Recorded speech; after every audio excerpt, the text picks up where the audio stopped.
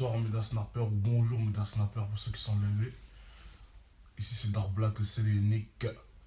C'est l'heure du Dark Show. Sujet du jour, les personnes pas reconnaissantes. Tous, nous avons eu des amis, un ami, une amie, un frère pour qui vous étiez prêt à tout donner.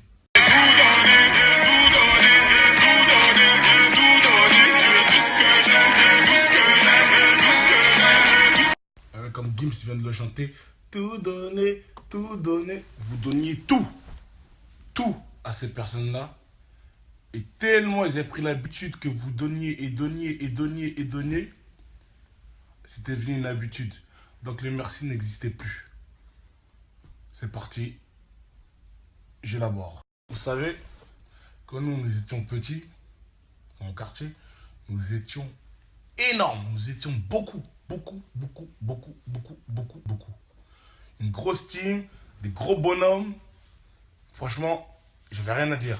Pour moi, c'était même pas des guerriers, c'était même pas des amis, c'était des frères. C'était tout pour moi. Et souvent, ma mère, mes frères, ils peuvent en témoigner. On faisait des soirées à l'époque, nous, c'était la Nintendo, après il y avait les soirées PlayStation. Quasiment tout le temps, c'était dans ma chambre, c'était chez moi. Parce que mes parents, c'est des personnes qui aiment accueillir. Donc, ils m'ont donné ce goût d'accueillir les gens. Donc, on faisait des soirées PlayStation, ma mère préparait le poulet, tout le monde kiffait. À cette époque-là, on était plus que des amis. Nous étions des frères. Je me rappelle, il n'y avait pas les téléphones portables. Donc, dès qu'il y avait les après-midi, je ne sais pas, vous n'avez pas connu les après-midi. Il y avait les après-midi. Donc, dès qu'on serrait des meufs, on prenait les numéros de chez elles, parce qu'à l'époque, il n'y avait pas de téléphone portable. On avait un pote à nous qui savait bien faire les voix de filles. Donc, il l'appelait à la maison. Par exemple, si la fille, elle s'appelait Sabrina, elle dit allô, bonjour, pourrais-je avoir Sabrina, c'est la part de Katitia. Bref, et le jour de rendez-vous, les rendez-vous, c'était souvent à Châtelet. On débarquait à une dizaine. Enfin, les potes, ils se cachaient. Et on se baladait, on faisait rien de beau, quoi. On était jeunes, on s'amusait. C'était la belle époque. Ça, c'était la meilleure époque. Peut-être la meilleure époque de ma vie, ouais. Après, plus on avance son âge, on veut se faire de l'argent, il y a les embrouilles de quartier. Donc voilà, on est les poings liés par l'histoire du ghetto. Parce qu'effectivement, on parle des favelas au Brésil, on parle des quartiers chauds à Boston ou au Bronx. Mais à Paris, il y a des favelas. La région parisienne, il y a des favelas. En France, il y a des favelas. Vous tous là qui me regardez, et moi-même, pour ma part, on n'est pas allé dans le 6e. Et on a souffert. Et si on est les personnes qu'on a aujourd'hui, c'est parce que on a galéré et on a pris cette galère, on les a transformés en énergie positive. Et moi, pour ma part, si je me mets à raconter toute ma vie, beaucoup de gens penseraient que je mens.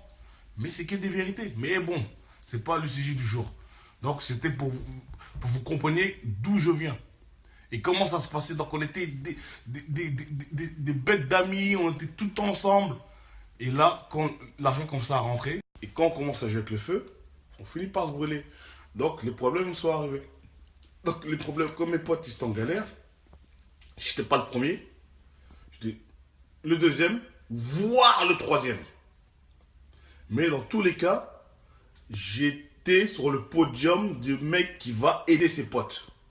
Mais vous savez, quand vous aidez les gens, une fois, deux fois, trois fois, quatre fois, ils prennent l'habitude et ils prennent la confiance. Même un merci, ça n'existe plus parce qu'ils ont pris la confiance que vous les aidiez tout le temps. Comment l'habitude elle est prise, ça devient plus des services que tu rends. C'est des exigences qu'ils te demandent. Ils disent, hé, amène-moi ça à telle heure. Va faire ça. Va voir ça. Ramène-moi ça.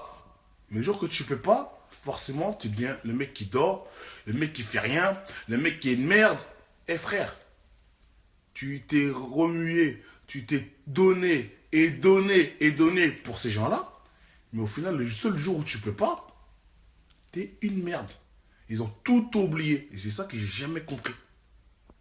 Ça y va, et ça y va, et ça y va. Et ça parle derrière, et ça parle derrière, et ça parle derrière. Eh, je suis Dark Black, le seul et unique. J'ai des erreurs comme tout le monde.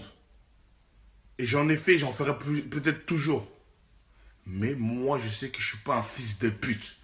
Moi, quand les gens sont en galère et quand ils m'appellent, je ne suis pas un fils de pute. Je suis toujours là. J'essaye de faire le plus de choses. Parce que quand j'aime, je ne mens pas. Je joue pas. Mais je suis là. Ouais, c'est les choses de la vie. Maintenant, chacun est plus ou moins dans son coin. À part si pour qui j'ai une estime là. Là. Mais je vais pas les citer, vous savez vous-même qui vous êtes. Les mecs, quand je vois, j'ai toujours un respect. Quand je vois, mes yeux brillent. Parce que c'est le mec qui a fait quelque chose de bien pour moi. Mais toute ma vie, je prie pour lui. Toute ma vie, je prie pour que Allah le facilite dans tout ce qu'il entreprendra. Il y a des mecs que j'ai pas besoin de voir, mais ils savent qu'ils sont là. Quand je les vois, je dis, j'ai rien à te reprocher. T'es mon frère. Peut-être on se voit moins, mais vous êtes là. Tous les autres pour qui j'ai fait des choses pour eux, c'est pas grave, c'est Dieu qui a voulu et je ne regrette rien. Fallait que je passe par là pour que je vois. Et j'ai vu. Et j'ai entendu. Maintenant, je vous souhaite que le bonheur de votre côté, mais jamais près de moi. Jamais près de moi. J'ai parlé des gens avec qui j'ai grandi, ceux qui manquent de reconnaissance, mais je suis parlé de certaines femmes et de deux exemples.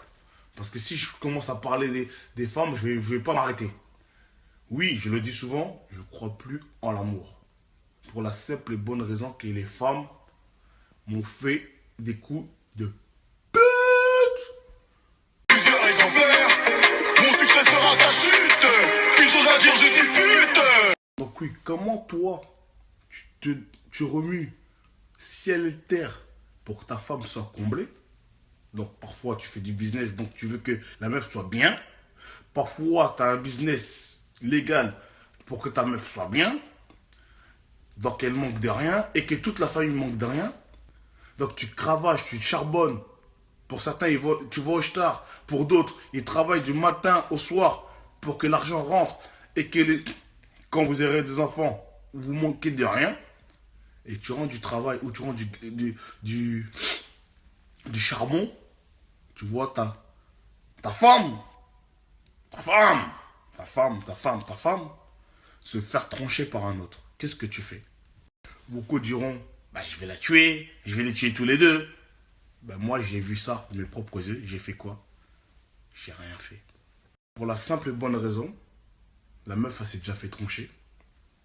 Le mec, tu vas le tuer. Tu vas faire du star, tu vas faire peut-être 15 ans. Ouais, peut-être tu vas faire 7 ans parce que, on va dire crime passionnel. Mais quoi, pour une meuf qui s'est déjà fait baiser. Et si, crois pas parce que tu l'as surpris ce jour-là que c'était la première fois. C'est-à-dire, c'est la première fois que tu les as surpris, mais c'est pas la première fois, à mon avis, qu'ils ont commencé leur partie de jambes à l'air. Mais moi, j'ai fait quoi? J'ai pris mes affaires et je me suis barré. Depuis ce jour-là, j'ai plus confiance en femmes et j'ai plus d'amour pour les femmes. En fait, je préfère m'arrêter là et vous dire faites attention à mes dark snappers. Parce que si je vous donne le deuxième exemple, je risque d'avoir le seum et aller voir la personne et mettre une balle entre les deux yeux. Donc, bonne journée mes dark snappers.